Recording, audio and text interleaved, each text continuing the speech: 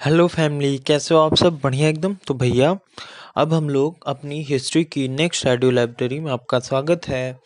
तो सबसे पहले हम लोगों ने डिस्कस किया था यहाँ तक कि उच्च पुरापाषाण युगीन हड्डी की बनी मातृ देवी की प्रतिमा कहाँ से प्राप्त हुई है? तो बेलन घाटी उत्तर प्रदेश से प्राप्त हुई है। हम लोगों ने क्या क्या डिस्कस किया था? हम लोगों ने अपना प्रागैतिहासिक काल डिस्कस कर रहे थे। उसके पहले हमने ऐतिहासिक स्रोत डिस्कस किया। उसके पहले हमने हिस्ट्री का सामान्य परिचय डिस्कस किया। जैसा कि आपको पता ही है कि प्रागैतिहासिक काल 30 इकाई दहाई सैकड़ा हजार 10,000 लाख 10 लाख 30 लाख ईसा पूर्व से 600 ईसा पूर्व तक होती है। हम लोगों ने इसको तो पढ़ा ही है, प्रागैतिहासिक, आद्य ऐतिहासिक और ऐतिहासिक। तो 600 ईसा पूर्व से उसके बाद हमारा जो भी आता है वो हमारा 600 ईसा पूर्व से 2500 ईसा पूर्व से 1750 ईसा पूर्व सिंधु सभ्यता या हड़प्पा सभ्यता बोल सकते हैं आप। और 600 ईसा पूर्व से चौथी सदी ईसा पूर्व तक ये हमारा क्या चलता है? धार्मिक आंदोलन।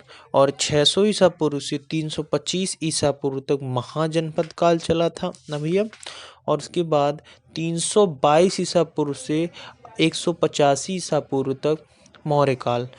तो मैं ये क्या बता रहा था, मैं वैसे ऐसे ही जनरल कर रहा था कि 600 ईसा पूर्व से लेकर के अब जो हम लोगों का जीरो तक चला था वो हमारा आद्य ऐतिहासिक काल था। और उसके बाद से अब ऐतिहासिक काल चल रहा है। ठीक है, मतलब 30 लाख ईसा पूर्व से मानव जन्म से आपका 30 लाख ईसा पूर्व तक। भैया हम लोगों ने ये पढ़ा है कि हिस्ट्री हमारी 3 पार्ट में है, प्राग ऐतिहासिक, आद्य ऐतिहासिक और ऐतिहासिक। मानव जन्म से 3000 ईसा पूर्व तक वो हमारा प्राग ऐतिहासिक, 3000 से 600 ईसा पूर्व तक वो हमारा आद्य ऐतिहासिक, और 600 से जो चल रहा है ये हमारा ऐतिहासिक में आता है। ठीक है, समझ में आया? फिर से सुन लो। प्राग ऐतिहासिक मानव जन्म से 3000 ईसा पूर्व तक, और 3000 ईसा पूर्व से 600 ईसा पूर्व तक ऐतिहासिक आद्य ऐतिहासिक। और 600 ईसा पूर्व से अभी जो चल रहा है ये हमारा किस में आ जाता है? ऐतिहासिक। ठीक है करेजा, अब हम लोग आगे देखते हैं। आगे हमारा क्या है, ध्यान से सुनना। आगे हमारा है अगला क्वेश्चन जो हम लोग डिस्कस कर रहे थे कि किस प्रागैतिहासिक पुरा स्थल से शुतुरमुर्ग के अंड कवक पटड़े से मिले? कहाँ मिले हैं? पटड़े। ठीक है, एग शेल में मिले हैं पटड़े। ठीक है, आंध्र प्रदेश की मुच्छतला चिंता मनुगावी शिलाश्रय किस रूप से जाना जाता है? तो भारत में उच्च पुरापाषाणिक हड्डी सींगों से बने उपकरणों के सर्वाधिक समृद्ध प्राप्ति स्थल के रूप में। उसके बाद अगला क्वेश्चन है एबेविलियन, एस्युलियन, मुस्टीरियन और मेंडलेनियन। ये क्या है? ये कालानुक्रम है। क्या है? कालानुक्रम। पुरापाषाण काल एवं नवपाषाण काल के मध्यवर्ती काल को क्या कहते हैं? मध्यपाषाण काल।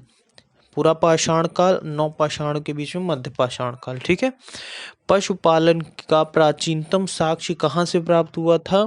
बागोर से। कहाँ से प्राप्त हुआ था भैया?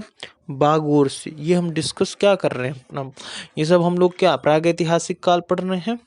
मतलब जो कि हमने पढ़ा है 3000 ईसा पूर्व से कहाँ तक? 600 ईसा पूर्व तक। और आद्य ऐतिहासिक प्राग ऐतिहासिक जन्म से 3000 ईसा पूर्व, आद्य ऐतिहासिक 3000 से 600 ईसा पूर्व। और ठीक है, आद्य ऐतिहासिक 3000 से 600 ईसा पूर्व। ठीक है, तो अब हम लोग सबसे पहले प्राग ऐतिहासिक, फिर आद्य, फिर ऐतिहासिक। तो आगे देखते हैं। पशुपालन का प्राचीनतम साक्ष्य में कहाँ से मिला था? बागोर से। उसके बाद मेसोलिथिक संस्कृति का महत्वपूर्ण स्थल भीमबेटका का स्थित है। कहाँ है? मध्य प्रदेश। भीमबेटका कहाँ है? मध्य प्रदेश में। और भीमबेटका किसके लिए प्रसिद्ध है? गुफाओं के अंदर इसके चित्र बने हैं उसके लिए प्रसिद्ध है। ठीक है भैया, अब आगे देखते हैं। हाँ, अगर कोई आपसे पूछे कि कौन से मध्य पाषाण कालीन पुरा स्थल से मृगभृंग हरिण का सींग के छल्लों की माला के प्रमाण मिले हैं, तो वो मिले हैं महदहा से। कहाँ से? महदहा से।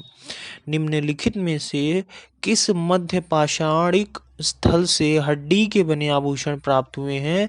तो बागोर से। कहाँ से? बागोर से। अभी हम लोगों ने इसको क्वेश्चन में डिस्कस, पशुपालन का प्राचीनतम बागोर से। और कोई कहे मृग कृशृंग मतलब हरिण का शींग कहाँ मिला था? वो भी बागोर मदहा से।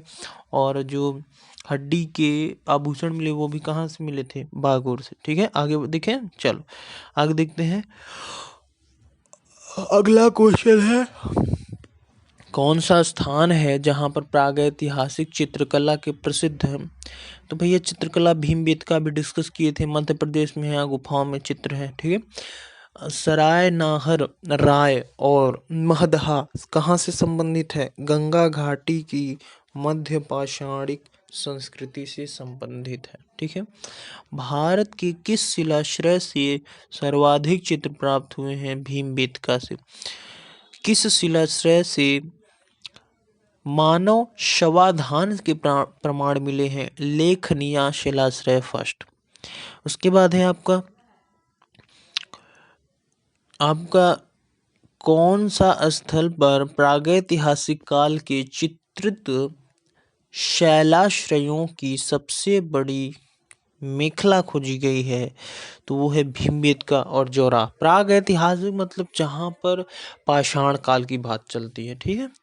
तो पुरातात्विक प्रमाण के आधार पर किस काल के बारे में कहा जा सकता है कि लोग मृतकों के अंत्येष्टि संस्कार में पहली बार परिचित हुए? तो मध्य पाषाण काल से वहां पर मृतकों का अंत्येष्टि होने लगा था। कब से? मध्य पाषाण काल से।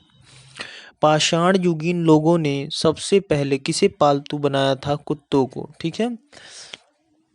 भारत में मानव अस्थिपंजर कंकाल के प्रमाण किस काल से प्राप्त हुए? मध्य पाषाण। किस प्रदेश से मिले मध्य पाषाणिक पुरास्थलों की टेरिसाइट्स कहा जाता है? तमिलनाडु।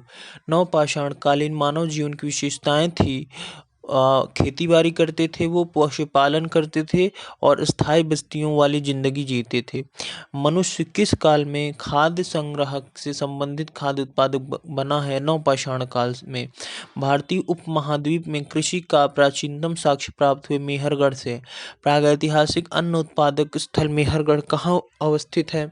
पश्चिमी बलूचिस्तान में। मानव द्वारा सर्वप्रथम प्रयुक्त अनाज था गेहूं। सबसे पहले मनुष्य ने क्या बनाया था? गेहूं। ठीक है।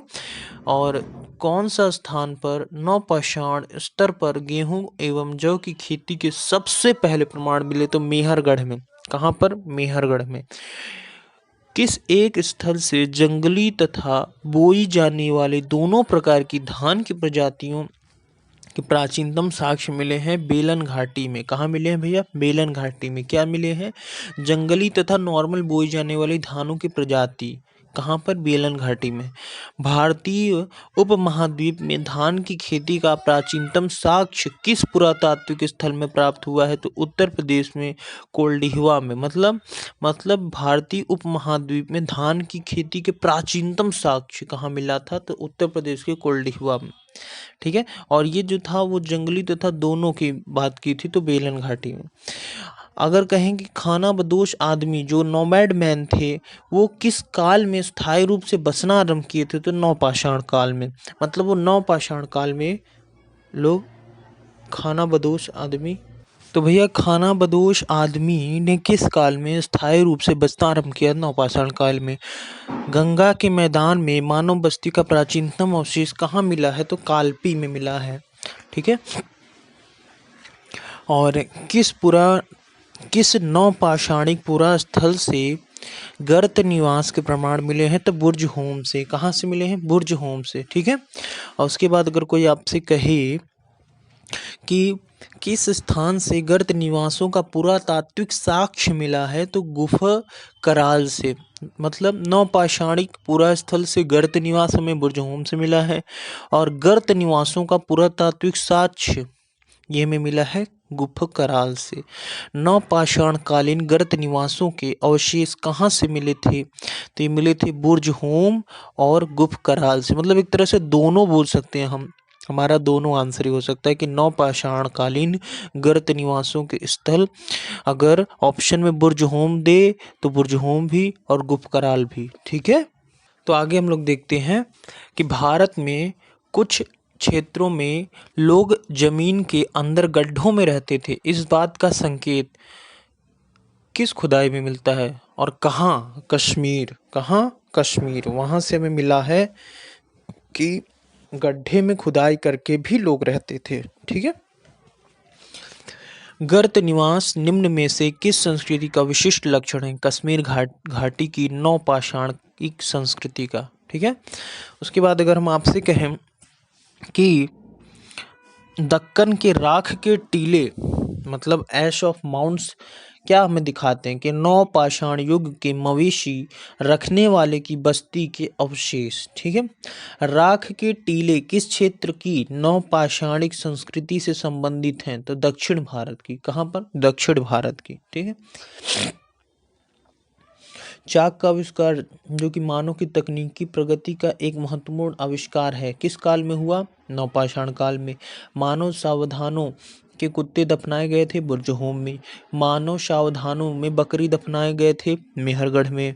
और उसके बाद आपका प्रागैतिहासिक भारत के संदर्भ में अधिकतर कृषि स्थलों से नवपाषाण कालीन उपकरण भी उपलब्ध हुए हैं। ठीक है, आगे देखते हैं हम लोग कि पांडुराजार ढीबी ये किस राज्य में है? नवपाषाणिक स्थल है पांडुराजार ढीबी, ये किस स्थल में है? तो भैया ये आपका है पश्चिम बंगाल में। कुचाई किस स्थल में है? तो भैया ये आपका है उड़ीसा में। और दाओजली हैंडिंग ये किस स्थल कहाँ पर है? ये असम में है। पाय नथोरलंग 3 ये कहाँ पर है? ये मेघालय में है। ठीक है, अब हम लोग आगे देखते हैं कोल्डिहवा किस प्रदेश में है? तो कोल्डिहवा है उत्तर प्रदेश में। उत्तनूर किस प्रदेश में है? ये है आपका आंध्र प्रदेश में। और हल्लूर किस प्रदेश में है? कर्नाटक में। और पय्यमपल्ली तमिलनाडु में है। ठीक है, अब आगे हम लोग देखते हैं कि जो चालकोलिथिक एज है वो किसको दर्शाता है? तो ताम्रपाषाण युग को ही चालकोलिथिक एज हम कहते हैं। किस युग में मनुष्य तांबे और पाषाण उपकरणों का प्रयोग करता था? तो उसको चालकोलिथिक एज ही कहते हैं। तो मतलब चालकोलिथिक एज में लोग तांबे का यूज करते थे। मानव द्वारा सर्वप्रथम प्रयुक्त धातु तांबा था। सबसे पहले अगर कोई मनुष्य धातु यूज किया तो वो तांबा था, इसलिए ताम्रपाषाण काल भी कहा जाता है। ठीक है, आगे देखते हैं हम लोग कि दक्षिण भारत में पूरा पाषाण कालीन मानव अग्नि के प्रयोग से परिचित हो गया था। ये सही है। कैमूर श्रेणी व मिर्जापुर जिले में पूरा पाषाण कालीन चित्रशाला मिली है। हाँ, ये सही है। उत्तर भारत में ताम्र युग तथा आरंभिक लौह युग की पृथक पहचान की जा सकती है, जबकि दक्षिण भारत में पाषाण युग के तुरंत बाद लौह युग आरंभ हो जाता है। अब आगे हम लोग देखते हैं कि पूरा पाषाण काल मतलब पूरा पाषाण काल आखेटक और खाद्य संग्राहक था। मध्य पाषाण काल आखेटक व पशुपालक था। और नवपाषाण काल खाद्य उत्पादक था। और ताम्र पाषाण काल कृषक था। क्या था? कृषक, खेती होने लगी थी। मतलब पूरा पाषाण काल में आपका केवल आखेट मतलब शिकार होता था और शिकारी करके उसको इकट्ठा करते थे, वही खाते थे। मध्य में आप पहुंचे तो शिकार भी करते थे, पशु पालने लगे थे। ठीक है, उसके बाद आपका मध्य में पहुंचने के बाद जब नवपाषाण में पहुंचे तो भोजन इकट्ठा करने लगे, फल फूल। और ताम्र पाषाण काल पहुंचते पहुंचते खेती करने लगे। तो अब हम लोग मिलते हैं नेक्स्ट ऑडियो में, तब तक के लिए जय श्री राम, जय सिया राम, बाय।